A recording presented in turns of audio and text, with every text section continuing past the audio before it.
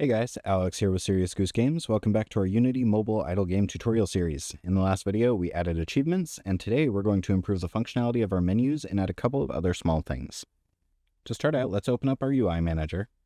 So inside here, we need to add the using system.collections.generic, and then underneath our money text, we're going to create another text reference. So public text mesh pro UGUI. And this will be our per sec display, or per sec text. And then we're going to create a public list of type canvas group called menus. Now we're going to scroll down to update currency text. And the way I'm going to do this is a little weird. We're going to make it more accurate later. But for now, just to have something on screen, we're going to show the average money per second we've gotten, not our actual active money per second that we're making. You can do either. It's just a matter of changing it to reflect whatever you want it to say, as with any text. So we're going to grab our per sec text, dot text, and this is going to be equal to $, quotes, average per second, and we're going to grab our currency manager, dot sign not to US name, and we're going to grab our stat tracker, dot instance, dot total money. We're going to divide that by our stat tracker dot instance dot time played. So we're basically taking all of the money we've earned and dividing it by the amount of time we've played to figure out how much money we've actually earned per second, which means, like I said, it's not super accurate, not super great, but it's something. And you can change it if you want to calculate how much you're actually getting per second. It's not overly difficult to do, and we will be doing it later. But just to have something on the screen for now. So now we're going to change our open and close menu functions. So open menu is going to stay mostly the same. We'll pass in a canvas group menu and then set it to be visible.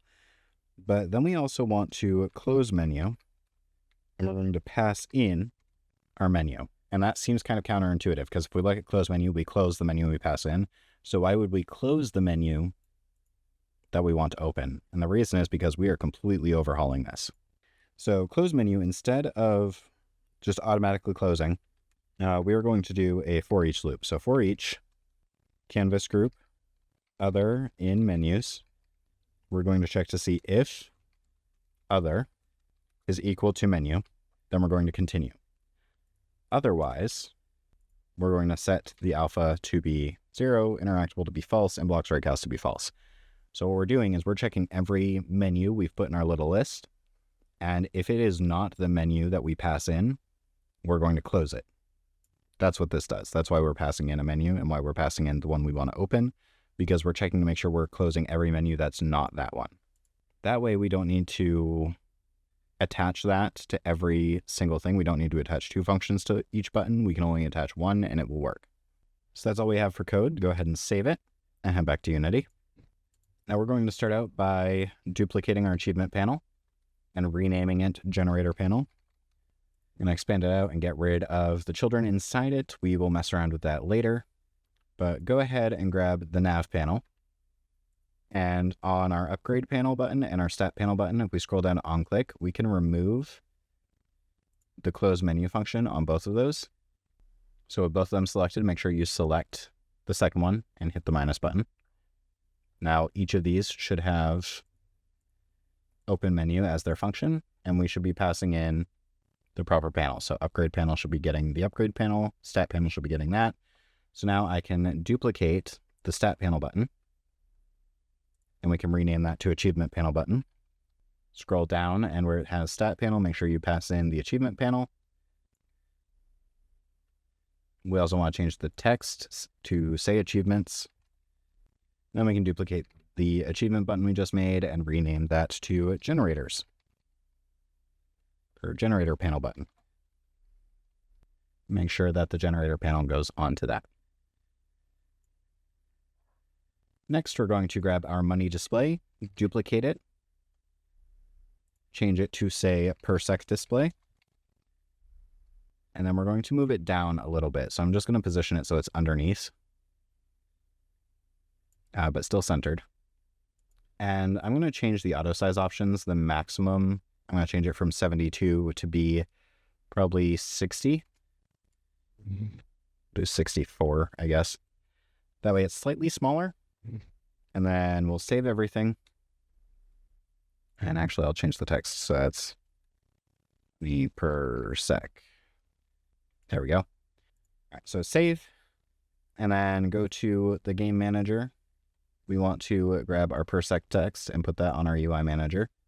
We also want to grab our menus. And we want to add each of our menus in here. So I'm going to put my upgrade panel in. You can just drag each of these panels on top of where it says menus and it will automatically add it to the list.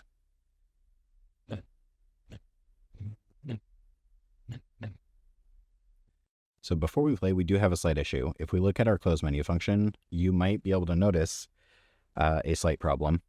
I just added in the for each loop in the if statement, but I forgot to change it from menu to other. So the problem I was running into when I was testing it was I would call open menu, set all of these, and then we'd close menu. And then even if the menu matched, it would still close the menu we pass in, which is not what we want. So we want to set other.alpha, other.interactable, and other.blocksRayCast, not menu. So now we can save that, head back to Unity, and then hit play. Now if I click on the buttons, we can see the menus appear as intended. You can see average per second also goes up, and if I stop clicking, it will go down because it's the average we've earned over time. But the more we click and the more we click per second, the higher that average is going to go. The more money we get, the bigger that number gets. So things are looking idly now. We've got upgrades, we've got stats, we've got achievements. Next time, we are going to add in generators. What I mean by generators is kind of, if you've ever played Adventure Capitalist, kind of like the lemonade stand, they're objects where you earn money over time, usually with a bar that fills up. So Adventure Capitalist, all the Hyper Hippo games use them. Quite a few idle games do. Some of them don't have a bar. They work more like our idle upgrade does, where you buy it and then it will give you idle income just without the bar. But I want to show the bar just because it is a common, popular way to do them. So we'll have those in there. But that's all for today though. So if you like this video, hit like and subscribe so you don't miss the next one. In the comments, let me know what other little mechanics you think would be interesting to add. This is kind of a Frankenstein idle with no clear direction at the moment. And I'm just trying to show as many different little mechanics as I can so you guys can use whatever you need. As always, thanks for watching. I'm Alex with Serious Goose Games, and I'll see you in the next one.